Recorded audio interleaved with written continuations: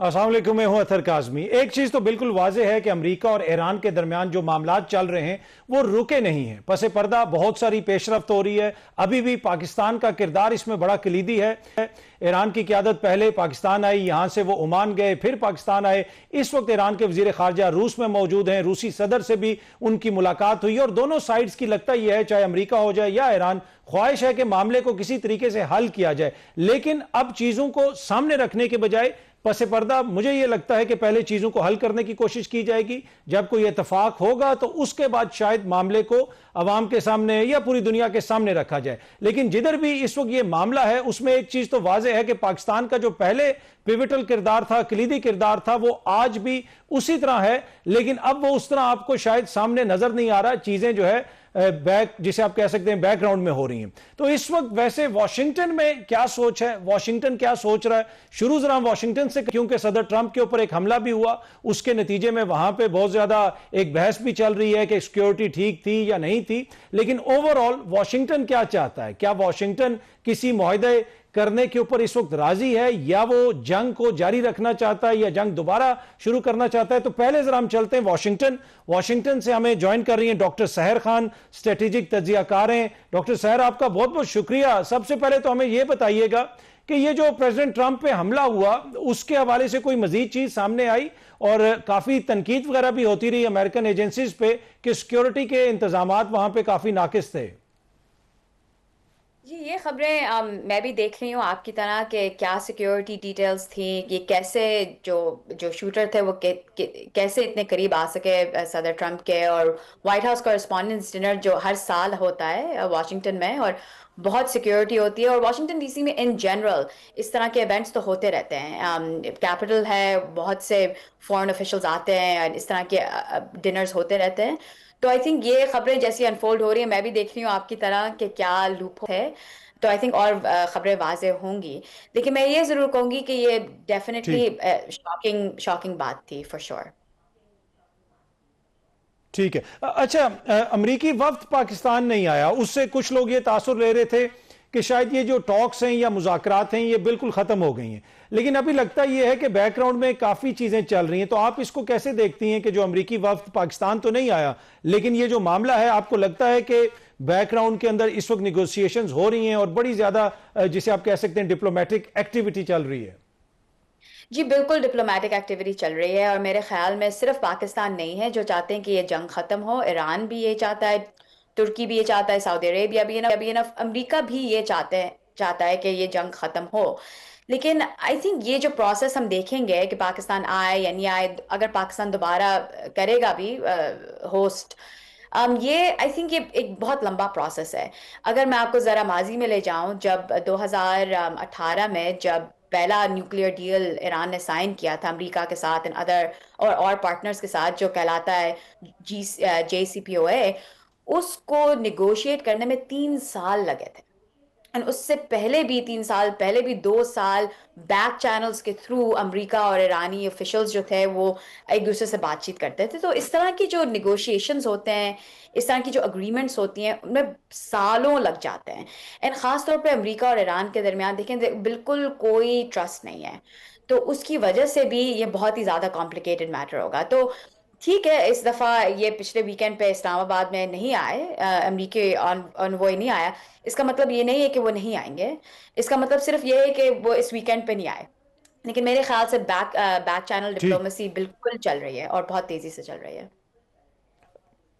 अच्छा सहर, आपको वॉशिंगटन में वो एपेटाइट नजर आती है डील के लिए कि मामले को खत्म किया जाए और अब जो है किसी तरीके से हतमी कोई मुआहदा हो जाए, एग्रीमेंट हो जाए? क्योंकि आगे मिड टर्म इलेक्शंस भी आ रहे हैं, ये भी कहा जा रहा है कि प्रेसिडेंट ट्रंप के लिए वो भी एक चैलेंज होगा। तो आपको वो एपेटाइट पीस के लिए नजर आ रही है वॉशिंगटन में? देखिए, ये डिपेंड करता है आप किससे बात कर रहे हैं। अगर आप ज्यादा कंजर्वेटिव सॉर्ट ऑफ एनालिस्ट से बात करें, उनका ख्याल ये है कि जब तक फुली अमेरिका ईरान से ये वादा नहीं ले सकता कि वो वो जौहरी हथियारों को नहीं डेवलप करेगा, वो यूरेनियम इनरिच नहीं करेगा, तो फिर अगर वो कंसेशंस अमेरिका नहीं ले सकता, तो फिर ये जंग जो है it has to continue on. फिर कुछ लोग हैं वॉशिंगटन में जो कहते हैं ये जो जंग थी तो बिल्कुल दिस वाज अ मिस्टेक, ये होनी ही नहीं चाहिए थी, पूरी दुनिया जो है एकदम से अनस्टेबल हो गई है, बहुत ज़्यादा एनर्जी इनसिक्योरिटी है, फूड इनसिक्योरिटी है, उस ये और क्यों हो रहा है सब कुछ। और फिर बीच वाले लोग हैं, तो आई थिंक मेरे ख्याल में जो सदर ट्रम्प है वो इन जनरल जो है ही इज मोर और less like an anti war president. जब वो पहली दफा प्रेसिडेंट बने थे 2018 में, वो यही कह के बने थे प्रेसिडेंट कि मैं अमेरिका को लंबी जंगों में नहीं लेकर जाऊंगा। तो उनके इंटरेस्ट में है कि वो इस जंग को रिजॉल्व करें। आई थिंक सबसे बड़ा खैर रोड ब्लॉक्स बहुत ज़्यादा है, लेकिन मेरे ख्याल में जो सबसे बड़ा रोड ब्लॉक है, एक तो वो स्ट्रेट ऑफ हर्मूज को खोलना है कि वो कैसे खुलेगा एग्जैक्टली। एंड ईरान जो चाहता है वो न्यूक्लियर इश्यूज के अलावा, ईरान आई थिंक जो सबसे ज़्यादा इंपॉर्टेंट चीज़ चाहता है वो ये है कि उनके ऊपर जो सैंक्शंस लगे हैं, इकोनॉमिक सैंक्शंस, वो उतर जाएं। और वो आई थिंक वॉशिंगटन कोशिश कर रहा है कि वो कम से कम अपने बेस को सेल कर सके कि अगर हमने ईरान के ऊपर इकोनॉमिक सैंक्शंस लाइक खत्म कर दिया है तो उसका मतलब क्या होगा, at least in the nuclear terms. तो ज़रा कॉम्प्लिकेटेड सिलसिला है, बट आई थिंक फंडामेंटली सदर ट्रम्प चाहते हैं कि ये जंग खत्म हो, और अमेरिका इस जंग में ज़्यादा देर रह भी नहीं सकता है। ठीक है। अच्छा सहर, ये पॉलिटिकल चैलेंज कितना बड़ा होगा ट्रंप के लिए जो आगे आने वाले मिड टर्म्स इलेक्शंस हैं? आप देखती हैं कि उसमें उनको उससे नुकसान हो सकता है इस जंग की वजह से? बिल्कुल हो सकता है। जो उनकी बेस है, जो मैगा बेस है, उसमें बहुत से लोग हैं जो नहीं चाहते थे कि अमेरिका जो है वो लंबी जंगें लड़े, और वो इराक और अफगानिस्तान की जो जंगें थी उनके बहुत खिलाफ थे। तो एक तो वो एक टेंशन है। दूसरी टेंशन ये है कि देखिए अमेरिका में भी इन्फ्लेशन बहुत ज़्यादा है, महंगाई बहुत बढ़ गई है, बहुत से लोग जो हैं वो सफ़र कर रहे हैं। तो आई थिंक तो ये एक इकोनॉमिक एलिमेंट है। पर आई थिंक तीसरा एलिमेंट ये है कि जो कम से कम जो मैं पढ़ रही हूँ और देख रही हूँ वो ये है कि जो यूएस सर्विस मेंबर्स हैं, यानी जो लोग अमेरिकी फौज में हैं, तीनों सर्विसेज में बहुत से लोग हैं, खास तौर पे जो वेटरन्स जो लड़े हैं अफगानिस्तान और इराक में, वो इस जंग के बहुत खिलाफ है। क्योंकि एक तो उनको मालूम है कि जंग लड़ना आजकल के ज़माने में उसका क्या मतलब है और वो कितना महंगा है, और उनको ये भी लगता है कि ये जो जंग है वो नहीं जीत जा सकती। अगर अमेरिका बेसिकली अफगानिस्तान और इराक में नहीं जीत सका तो फिर वो ईरान में एग्जैक्टली कैसे जीतेगा। और फिर दूसरा एक और मसला ये है कि अमेरिका ने और ख़ास तौर पे सदर ट्रंप ने अपने जो ऑब्जेक्टिव्स हैं वो क्लियरली डिफाइन नहीं किए हैं। वो शुरू में जब फरवरी में जब पहली दफ़ा जब हमला किया था तो ये था कि जी हमें रिजीम चेंज चाहिए। जब पता चल गया कि जी रिजीम को ज़्यादा तेज़ी से नहीं बदला जा सकता, तो फिर एकदम से वो डेफिनेशन बदल गई। अब हो गया कि जी अब हमें न्यूक्लियर कंसेशंस चाहिए, उस पर भी ज़रा हम देख रहे हैं बैक एंड फोर्थ। अब हो गया है कि जी स्ट्रेट ऑफ हर्मूज को खुलना चाहिए पूरी तरह। तो आई थिंक कि जब ऑब्जेक्टिव्स भी क्लियर नहीं है तो फिर ये सबसे बड़ा मसला होगा मिड टर्म इलेक्शंस के लिए। एंड आई थिंक फंडामेंटली जो सदर ट्रंप की जो एक तो कुछ लोग हैं सदर ट्रंप के बेस में जो चाहे वो कुछ भी करें they will always support him, और ये तो हम हमेशा देखते हैं इन इन इन एज पॉलिटिकल लीडर। लेकिन जो मॉडरेट लोग थे in his base, I think वो बहुत बहुत ज़्यादा मायूस हो गए हैं, और उनको ये लगता है कि ये जंग जो थी ये सही नहीं थी, और ये जंग ख़त्म कैसे होगी, ऐसे कैसे ख़त्म होगी कि जी अमेरिका फिर भी दुनिया में डोमिनेट कर सके। तो ये काफ़ी मसाइल हैं बेस में। डॉक्टर सहर, आपका बहुत बहुत शुक्रिया। इसी मामले पे गुफ्तगू करने के लिए स्टूडियो में हमें ज्वाइन कर रहे हैं दिफाई तजियाकार मेजर जनरल जाहिद महमूद साहब। सर आपका बहुत बहुत शुक्रिया। और साबिक सफीर जौहर सलीम साहब ने भी हमें ज्वाइन किया। सर आपका भी शुक्रिया। सर आपकी इजाजत से जरा मैं जौहर सलीम साहब से शुरू करना चाहूंगा। अच्छा जौहर साहब, पाकिस्तान तो अमेरिकन नहीं आए, लेकिन इस वक्त भी जो फ्लरी ऑफ एक्टिविटी हमें नजर आ रही है डिप्लोमेटिक फ्रंट पे, लगता यह है कि पाकिस्तान का उसमें बड़ा इंपॉर्टेंट किरदार है। यहां पे आए ईरान के वजीर खारजा, ओमान गए, फिर वापस पाकिस्तान आए, अब वो रशिया गए हैं। तो कैसे देखते हैं आप इस सारे मामले को? जी बिल्कुल, देखिए प्रोसेस तो चल रहा है, डिप्लोमेसी तो चल रही है। ये बीच में अब उसके फॉर्मेट जो है बेशक वो फेस टू फेस जो है मुज़ाकरात का हो, एक ही मेज पे बैठ के, या फिर इनडायरेक्ट हो जिस तरह पाकिस्तान पहले भी करता रहा है। असल चीज ये है कि वो प्रोसेस चलना चाहिए, उसमें ब्रेक डाउन नहीं होना चाहिए। एक जो है वो खतरनाक है क्योंकि ये बड़ा क्रिटिकल पीरियड है। दोनों साइड्स को पाकिस्तान कहाँ एक तबाही के दहाने से लेके आया मुज़ाकरात की मेज पे और एक प्रोसेस शुरू करा दिया। उससे पहले क्या हो रहा था वो सारी दुनिया देख रही थी, और बहुत ही ऐसी नहज पे मामला पहुंच गया था कि जहां पे बिल्कुल एक एपोकलिप्टिक किस्म का मंजर था अनफॉर्चुनेटली। तो वहां से इस तरफ लेके आना एक रिमार्केबल डिप्लोमेसी। उसके बाद अब ये बिल्कुल प्रोसेस आगे तो बढ़ रहा है। अब ईरान की तरफ से देखें, वो इसमें थोड़ा सा इसको एक रीजनल आउटलुक जो देना चाह रहे हैं, बिकॉज वो जाहिर है जो बाकी भी रीजनल प्लेयर्स हैं जिनको पाकिस्तान में भी लूप में रखा हुआ था, बेशक इजिप्ट था, तुर्किया, सऊदी अरब, ओमान, हमने तो चाइना के साथ भी जाहिर है जो है रशिया। तो वो जो अहम चीज है वो ये है कि ये एक बामानी, बेशक वो मैसेजेस के जरिए हो, बेशक वो फेस टू फेस टॉक्स के जरिए हो, वो आपस में एक बामानी और बामकसद जो बातचीत है वो चलती रहे। तो और देखिए, अच्छा जोहर सलीम साहब, आपको लगता है कि इसमें अब जिस तरह रशिया में जाके मुलाकातें हो रही हैं, ओमान भी वो गए, ये आपको लगता है कि मामला जो है सलामती कौंसिल में जाएगा? अगर कोई इवेंचुअली कोई एग्रीमेंट होता है तो उसमें बहुत सारे इसके गारंटर्स होंगे, अक़वाम मुत्तहिदा के अंदर मामला जाएगा, या फिर आपको लगता है कि रीजन की सतह के ऊपर इसमें गारंटर्स होंगे, या सिर्फ ये एक जिसे आप कह सकते हैं कि बाहमी मुआहदा होगा अमेरिका और ईरान के दरमियान? देखिए, अब ईरान जो इस वक्त डिप्लोमेसी जिस तरह से ईरान एंगेज कर रहा है बाकी मुल्कों को, और उसमें कई पहलू हैं जाहिर है। जिस तरह रशिया का एक तो पहलू वो भी था, उनका बहुत ही ज्यादा डिफेंस कॉपरेशन आपस में है, स्ट्रेटेजिक पार्टनरशिप, आपको पता है उन्होंने मुआहदा साइन किया है। फिर इस जंग में भी कहा जा रहा है कि रशिया ने उनको काफी जो है ना इन टर्म्स ऑफ इंटेलिजेंस जो है ना कॉपरेशन काफी मदद दी है। फिर एक यूरेनियम की जो इससे पहले जो JCPOA हुआ था 2015 में, उसमें भी जो अफजूदा यूरेनियम जो उन्होंने हवाले करना था किसी तीसरे मुल्क के, वो ज्यादातर रशिया को ही दिया गया। ये सारे डायमेंशन अपनी जगह पे हैं।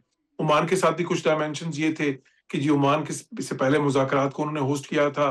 फिर ये कि जी वो लिटरल स्टेट है इनके साथ, जो है ईरान के साथ, एक तरफ ईरान है, दूसरी तरफ वो है ओमान में, ये अपना हुर्मस की जो जहां तक बात है वो पहलू भी था। लेकिन उससे जो ज्यादा अहम पहलू मैं समझता हूँ वो ये है कि ईरान इस वक्त चाहता है कि एक रीजनल फ्रेमवर्क बने, ये जो है ना, ताकि अगर कोई बात किसी अंडरस्टैंडिंग की तरफ जाती है तो उस अंडरस्टैंडिंग में स्टेक होल्डर्स जो हैं वो सिर्फ ईरान और अमेरिका ना हों, उसमें फिर ये इस रीजन के जो बाकी मुल्क हैं वो भी हों। उससे क्या होगा? देखिए, उससे दो तीन चीजें होंगी ना। उसे एक तो ये है। थैंक यू सो मच हमें ज्वाइन करने के लिए। यहाँ पे एक छोटी सी ब्रेक लेते हैं जी। ब्रेक से वापस आएंगे तो जनरल साहब से पूछेंगे कि ये दिफाई एतबार से ये मामला किस तरफ जा रहा है, और हालिया दिनों में हम देख रहे हैं कि भारत की तरफ से दोबारा पाकिस्तान को धमकियां वगैरह दी जा रही हैं। क्या भारत कोई दोबारा ऐसी हरकत कर सकता है? आपको पता है मई का महीना आ रहा है, उस हवाले से भी गुफ्तगू करेंगे एक छोटी सी ब्रेक के बाद।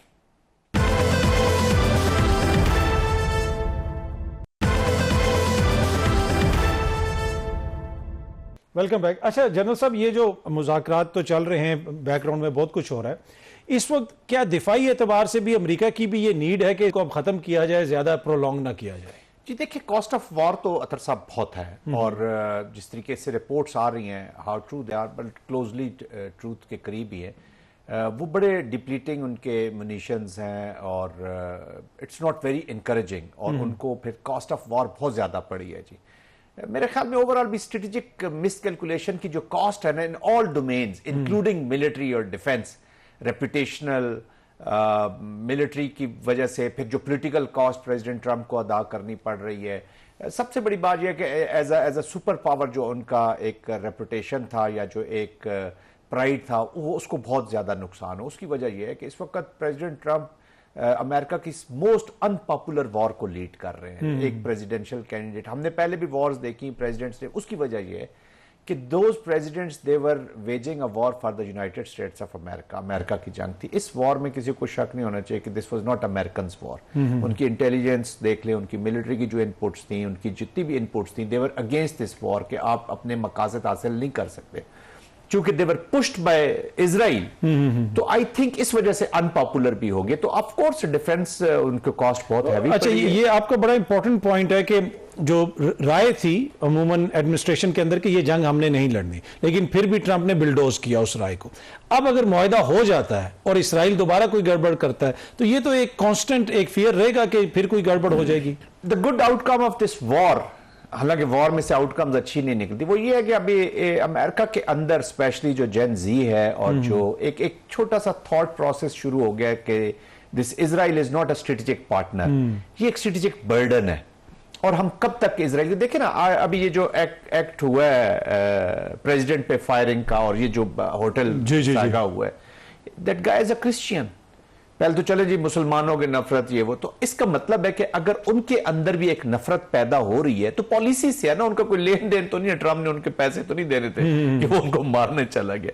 तो they are not happy with the, is a 31 years old, age देख लें उसकी, तो वो इसी यूथ के उस जुमरे में ही आता है। और उस पे अंदर इतनी चीजें, उसके जो मैसेजेस अभी जो फैमिली के लिए छोड़ के जा रहे, इतनी चीजें आ रही, तो वो इस पॉलिसी से जनरेट हो। इसका मतलब है जो अमेरिकन पॉलिसी है towards immigrants, towards Wars, towards, और फिर ये जो जेनोसाइड हुआ है गाजा के अंदर, इसने भी हर इर्रिस्पेक्टिव किस रिलीजन से उसको इम्पैक्ट किया है। तो वो ये समझते हैं कि अभी जो अमेरिका है इसका जो स्ट्रेटेजिक कंस्ट्रक्ट है ये खराब हो रहा है overall, and that mostly it is happening because of Israel.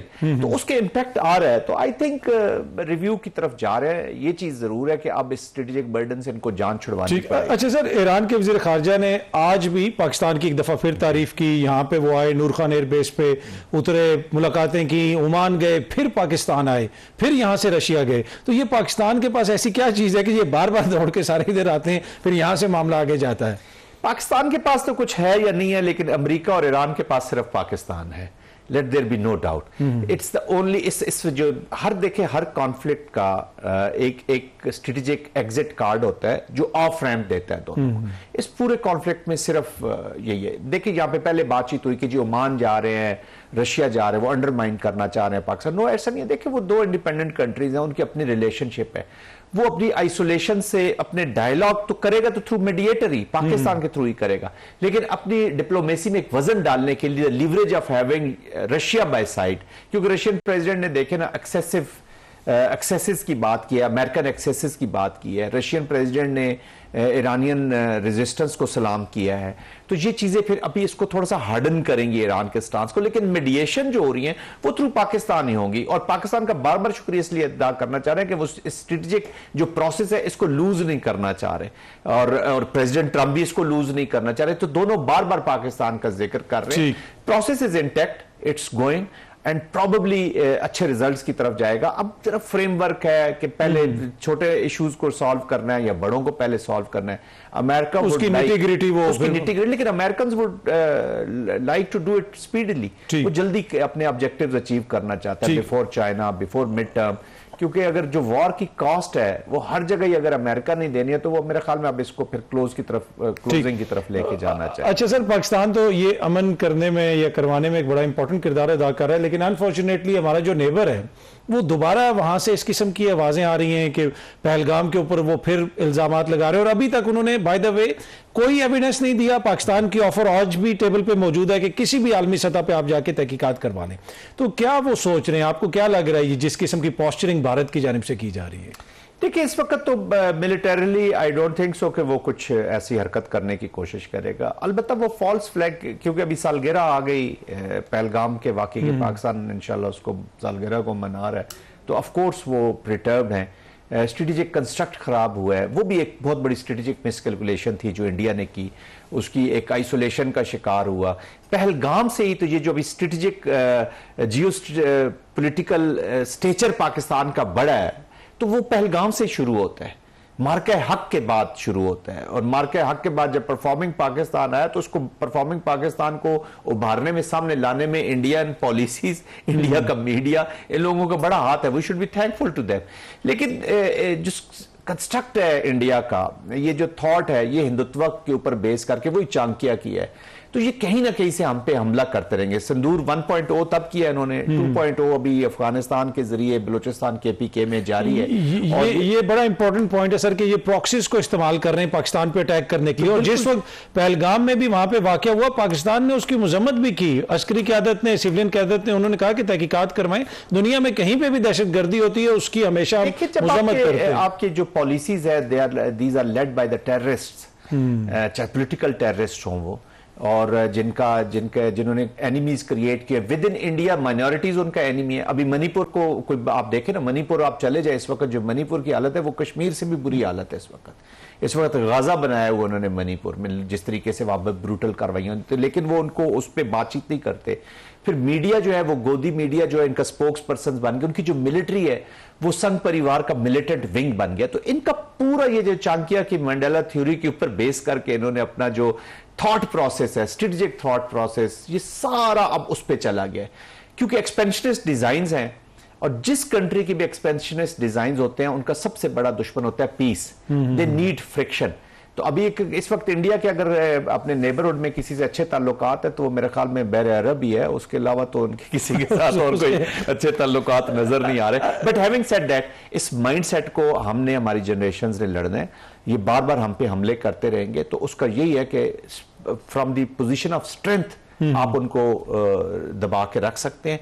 ये नहीं हो सकता कि अभी आप, मुझे तो अपनी इल्यूसिव लगता है कि बातचीत से, पीसफुल मीन से, वो they are not understanding that language. Unfortunate, but this is what the reality. अच्छा, जिस तरह हम देखते हैं सर कि जिस तरह बलोचिस्तान में हो रहा है, फिर खैबर पख्तूनख्वा के कुछ इलाकों में, और जिस तरह अफगानिस्तान की सरजमीन इस्तेमाल होती है और फिर भारत उनके काफी ज्यादा करीब हुआ, तो क्या ये जो सारे इवेंट्स हो रहे हैं इसमें इनको भी अफगानिस्तान की जो उस वक्त जो भी वहां पे रजीम बैठी हुई उनको भी रियलाइजेशन होगी कि भाई ये हमारे हक में नहीं है अगर हम ये कर रहे हैं, अगर हम उनके हाथ में इस तरह इस्तेमाल होंगे और पाकिस्तान पे इस तरह के हमले वगैरह किए जाएंगे तो उससे लॉन्ग टर्म में तो उनका अपना नुकसान है। माजरत के साथ जो मौजूदा तालिबान है, नॉट अफगानिस्तान, क्योंकि ये तालिबान है, they have nothing to do with Afghanistan, they have nothing to do with humanity, they have nothing to do with Islam.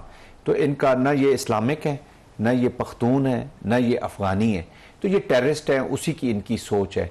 तो रियलाइजेशन मुझे तो इनकी डिक्शनरी में कहीं नजर नहीं आता। 40 इयर्स के बाद अगर इनको किसी चीज की रियलाइजेशन नहीं हुई ऑफ पाकिस्तानी सेक्रीफाइस, तो आई डोंट थिंक सो। बस वो इकोनॉमिक्स जो है टेररिज्म की, उसी के साथ साथ ये चलेंगे। You will have to create, ये जो भी ट्रांजिशनल है इनकी relationship with India, India for protected period तो इनको पे करके नहीं कर सकता, और अफगानिस्तान के अंदर से रेजिस्टेंस जो है वो शुरू हो रही है, पॉलिटिकल रेजिस्टेंस आ रही है, उसके बाद मिलिट्री रेजिस्टेंस भी आप बहुत सून देखेंगे। उसकी वजह यह है कि दे आर नॉट एडमिनिस्ट्रेटिंग, वो एडमिनिस्टर ही नहीं कर रहे काबुल को for the people of Afghanistan. तो आप कब तक एक जुल्म के उस चक्की में उनको रखेंगे? तो अभी इंटरनली इनकी चीजें जो है वो खुद ही आएंगी, और Pakistan has learn the hard way. तो पाकिस्तान अब वही लैंग्वेज इस्तेमाल करेगा विच दे अंडरस्टैंड। अनफॉर्चुनेटली अभी मिलिट्री का इस्तेमाल हो रहा है, तो पाकिस्तान को भी कोई जल्दी नहीं है। वो जो अफगानिस्तान के तालिबान का अगर हमारे पास, आपके पास घड़ियां और वक्त हमारे पास है, तो पाकिस्तान के पास भी बहुत वक्त है, और घड़ियां भी हैं, वक्त भी है। देखिए, जब एक नेशन डिसाइड कर लेती है कि नो मोर, अब हमें ज्यादा बेवकूफ नहीं बना सकते, तो वो नहीं। इट्स गुड कि अफगानिस्तान के लोगों का हमें भी दुख है, और ये ऑपरेशन है against Taliban, it is not war against Afghanistan, दहशतगर्दों के ठिकानों के खिलाफ, और वो जारी रहेगी। ठीक है जॉन साहब, बहुत बहुत शुक्रिया जी। छोटी सी ब्रेक लेते हैं, ब्रेक से वापस आएंगे तो गुफ्तगू के सिलसिले को आगे बढ़ाएंगे।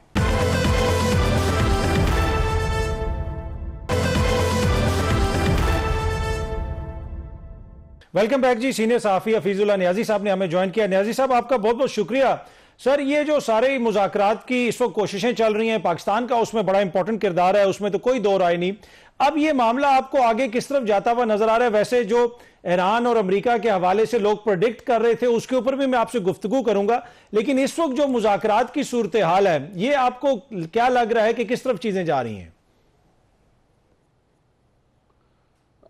बहुत शुक्रिया अतर मेरा तो ख्याल है कि मुज़ाकरात का जो है, अब आपको भी पता है, मुझे पता है कि जब पाकिस्तान ने सब कुछ समेट लिया, रास्ते खोल दिए, और जो है जिंदगी हस्बे मामूल रवां दवा हो चुकी है इस्लामाबाद के अंदर, तो इसका मतलब है कि वो तो एक चैप्टर जो है क्लोज हो चुका है। लेकिन असल जो चीज़ है, जो उसके अंदर जो चीज़ मख्फी थी, वो ये थी कि मुज़ाकरात को, जब भी मुज़ाकरात हुए हैं पिछले 2 साल में, ये तीसरी दफ़ा हो रहे हैं। एक पहले हुए थे जून 2025 में, फिर हुए फरवरी 2026 में, और अब आके हुए हैं अप्रैल 2026 में। तो तीनों दफ़ा ईरान ने मुज़ाकरात को बहुत सीरियसली लिया, और इसको जो इज्जत देनी चाहिए थी इन मुज़ाकरात को, वो इज्जत दी, बल्कि उससे ज़रूरत से ज़्यादा दी। जो मुल्क इन्वॉल्व थे उनकी भी इज्जत की, और ज़रूरत से ज़्यादा की। लेकिन अमेरिका ने इन मुज़ाकरात को ना तो कभी संजीदा लिया है। आपको पता है कि जब मुज़ाकरात जारी थे, जब दोहा कतर में, कतर जो था वो मीडिएशन करा रहा था, तो इजराइल ने 13 जून की सुबह सवेरे 3 बजे ईरान पे हमला कर दिया। फिर फरवरी के अंदर मुज़ाकरात जारी थे ओमान के अंदर। ओमान के वजीर खारजा ने 27 फरवरी को बयान दिया कि ईरान 95% हमारे सारे मामलात उनसे तय हो चुके हैं, और 28 को उन्होंने टोटल डिसरिगार्ड और ईरान के ऊपर अमेरिका और इसराइल दोनों पहल पड़े, और जो नताई निकले आज आपके सामने है। फिर उसके बाद ये तीसरा दौर हुआ। इसके अंदर तो खैर बहुत चूंकि एक बहुत बड़ी जंग जो थी वो छिड़ी हुई थी, और उसकी जंगबंदी हुई, और जंगबंदी के नतीजे में मुज़ाकरात हुए। तो इन मुज़ाकरात को जो जिसको कहने का बड़े हाई फाई, बड़े हाई प्रोफाइल पे बड़ी इसको कवरिंग मिली। इस पे भी देखें कि ईरान 70 बंदों की टीम लेके आया अपनी, हर शोबे का साइंटिस्ट भी, इकोनॉमिस्ट भी, स्टेट बैंक का गवर्नर भी, जो इंटरनेशनल रिलेशन के एक्सपर्ट्स भी, हर चीज का एक पीएचडी बैठा है, एक एक्सपर्ट बैठा है, उनके साथ पूरी टीम बैठी है। और ये 2-3 बंदे जो हैं अपने दो कपड़ों को जोड़े रख के आ गए, और तीनों बंदों का ना तो कोई फॉरेन ऑफिस से कोई ताल्लुक है, ना किसी टेक्निकल चीज से ताल्लुक है। कुशनर और वो जो विटकॉफ है वो दोनों प्रॉपर्टी डीलर है। आप कर लें कि उनका क्या कोई प्रोफेशनल कोई तजर्बा, एक फॉरेन स्टेट डिपार्टमेंट का एक बंदा नहीं है उसके अंदर, वो क्या कोई एड नहीं है, यूनाइटेड स्टेट का एम्बेसडर या कोई जो कौन से जो बेसिक आदमी वो नहीं मुज़ाकरात में बैठा। और जो है जेडी वैंस है, वो तीनों सिंपल लॉ ग्रेजुएट्स हैं, तीनों की कोई डिग्री नहीं है। इस गैर संजीदगी के साथ तो असल में क्राइसिस ये क्या था, जो ट्रंप था, ट्रंप का बड़ा डेवलपमेंट, ट्रंप को तो ये बताया गया था, कन्विंस कर लिया गया था, और वो एक पता नहीं किस वजह से एप्स्टीन फाइल की वजह से या किसी वजह से किसी और वजह से वो कन्विंस हो गया था कि ये हमला करके 2 दिन में जंग खत्म हो जाएगी, और 4 ऑब्जेक्टिव्स मिलने थे। ठीक है, ऑब्जेक्टिव एक ही मिलना था, ईरान पे कब्जा हो जाना था, ईरान के ऊपर इनकलाब आ जाना था। इन मुज़ाकरात के अंदर डोनाल्ड ट्रंप के पास को एक चीज चाहिए थी जिसको हम डिसाइफर नहीं कर सके।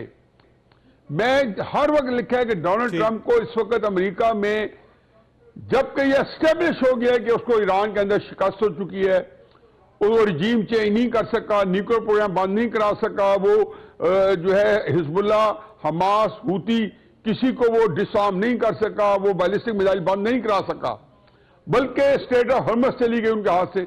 तो वो अब फेस सेविंग चाहता था, जो कि मुज़ाकरात के अंदर उनकी एक ही थी।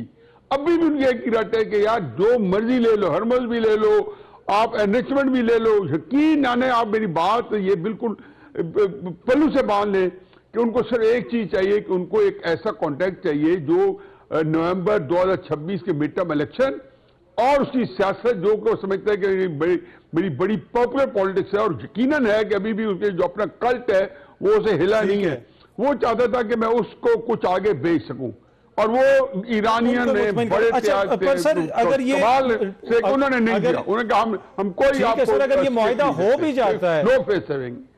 ठीक है सर, अगर ये मुआहिदा हो भी जाता है तो आपकी गुफ्तगू से जो मैंने अंदाजा लगाया है कि ऐन मुमकिन है कि फिर अमेरिका जो है इस मुआहिदे को बाद में दोबारा तोड़ दे, दोबारा हमला कर दे, या फिर अगर इस दफा मुआहिदा होता है, मे भी वो अमेरिका की मजबूरी हो, तो क्या उस मुआहिदे के ऊपर फिर अमल दरामद भी होगा और ये कोई मुस्तकिल नौयत की जंग बंदी होगी?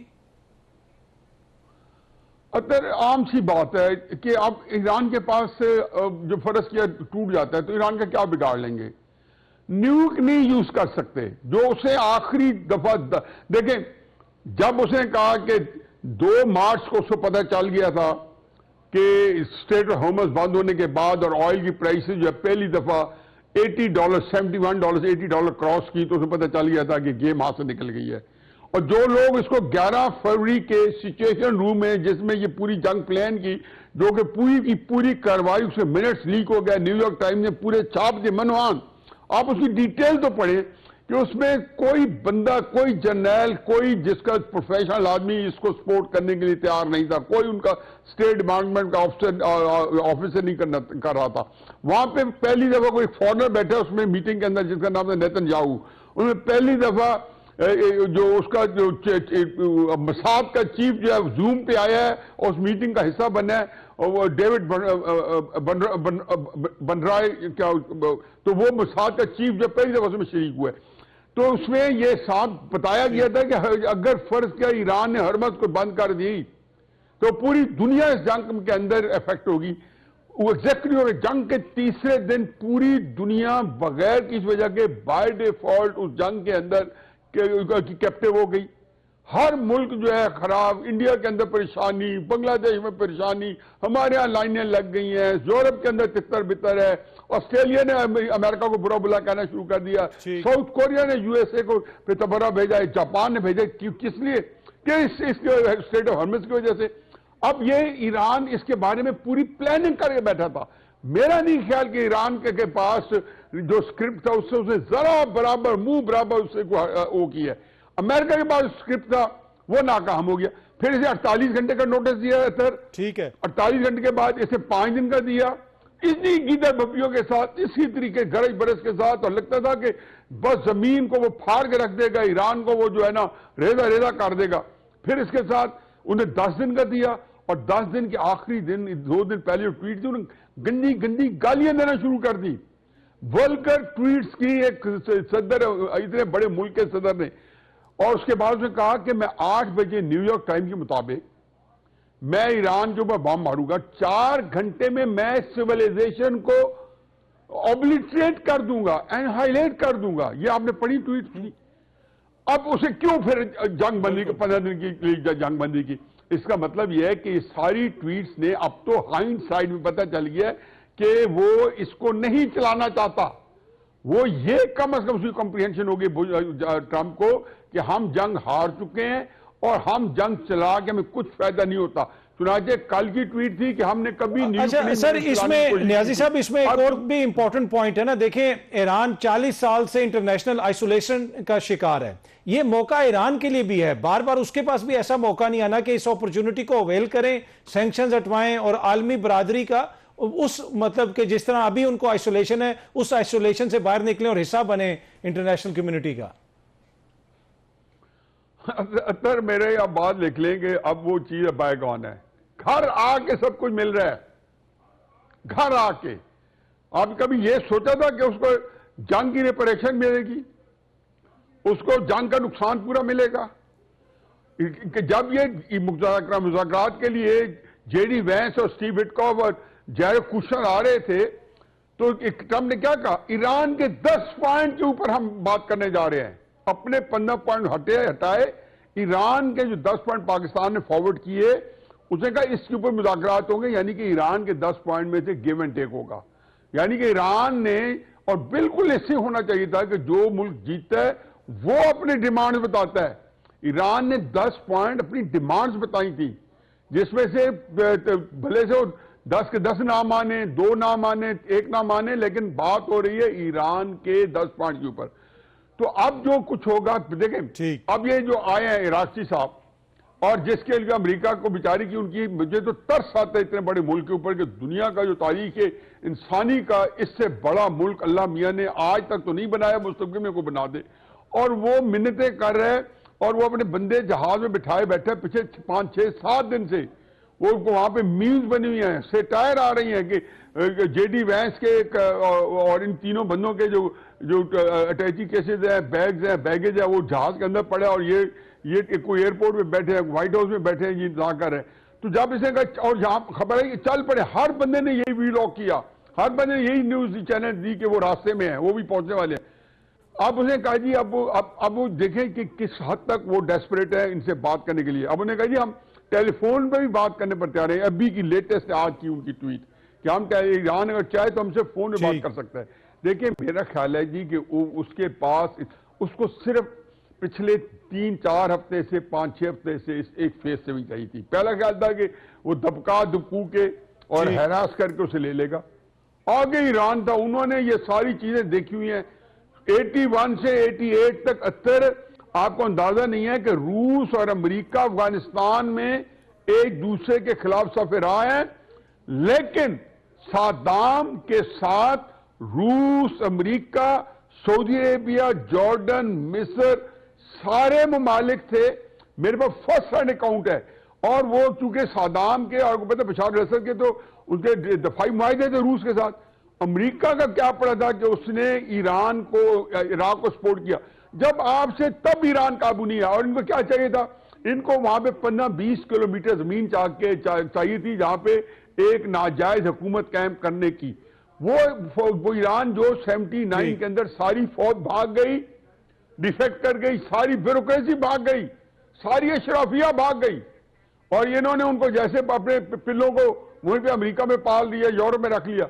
वो ईरान जो है पासदारानी इनकलाब जिनको हम पाकिस्तान में कहते हैं, वो कैंची स्लीपर पहन के और इतनी बड़ी दो ताकतों के साथ अपने बॉर्डर पे लड़ते रहे, 1 इंच जमीन नहीं लेने दी सद्दाम को। वो और 47 साल की आपने देखा है। तो मेरा ख्याल है जी कि उस कौम ने मुसलमानों को 250 साल के बाद सर उठाने के काबिल छोड़ दिया। मतलब आप ये छोड़ेंगे, ये बहस ही नहीं है। इराक, अच्छा एक बात नहीं सुनते जाए, अब इराकी साहब आए न्याजी साहब, बहुत बहुत शुक्रिया, थैंक यू सो मच। यहाँ पे वक्त तो एक छोटी सी ब्रेक का, जब वापस आएंगे तो गुफ्तगू के सिलसिले को आगे बढ़ाते हैं।